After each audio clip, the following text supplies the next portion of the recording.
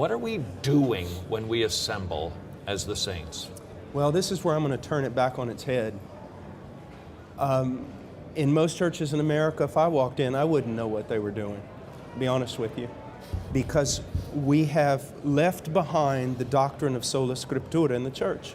So churches are basically based on the cleverness and pragmatism and charismatic personality of leaders. And it's done by entertaining people or by keeping them busy. You see, people want to have meaning in their life.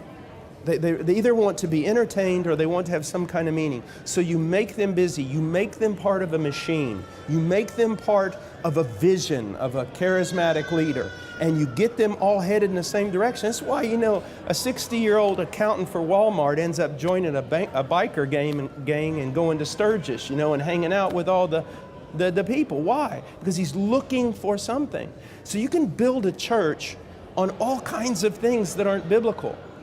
And that is the great problem. A lot of the excuses that are happening today, there is no excuse, but they're founded upon the fact that pastors do not fear God and are not managing God's bride according to the dictates He's given them. Furthermore, a lot of pastors are building their own kingdoms on the bones of unconverted church members. So that's why we've got the mess. On the day of judgment, do not fear for the atheist so much, the thief, the murderer. If you want to be afraid for someone on the day of judgment, be afraid for those who carried the title pastor. Let me give you an example. I gave this example last night. Let's say that a king had a bride. He loved her. He dressed her in white. She was pure and precious to him, and the people admired her for her virtue, for her merit. And the king has to go on a long journey, and so he tells his steward, he calls his steward in and he says, here are the directions, and you are to care for my bride.